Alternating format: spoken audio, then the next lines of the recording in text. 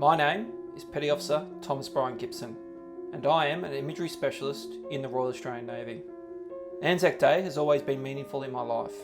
However, Anzac Day 2014 will always be memorable, as this year held a first and a last for me. On one hand, this was the first Anzac Day I took part in as an imagery specialist, whilst on the other, this was the last Anzac Day my grandfather Brian Gibson would march alongside his shipmates in Sydney. My pop enlisted in the RN in 1946.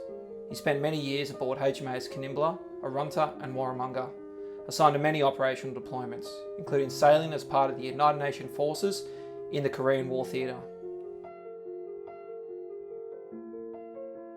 I, on the other hand, joined the service in 2010.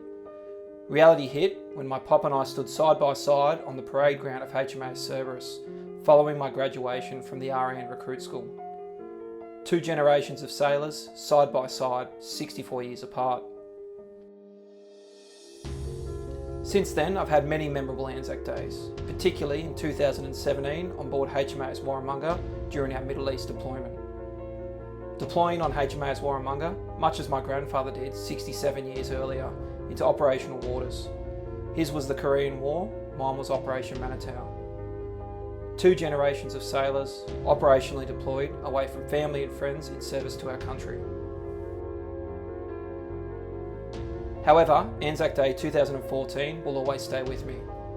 Being able to photograph those who served before me, telling their stories of sacrifice and bravery, seeing the pride on my grandfather's face as he marched with his shipmates one last time, and me being able to stand by his side as a fellow sailor will never leave my heart. My grandfather cannot march anymore, but the pride knowing that I am following in his footsteps and serve as he did brings a whole new meaning to Anzac Day for me and always will. Even though I cannot march this year, the Anzac spirit will continue to live on through the stories and the connections I share with those brave men and women who served before me and those that continue to serve alongside me today. Their stories continue to live on through us, lest we forget.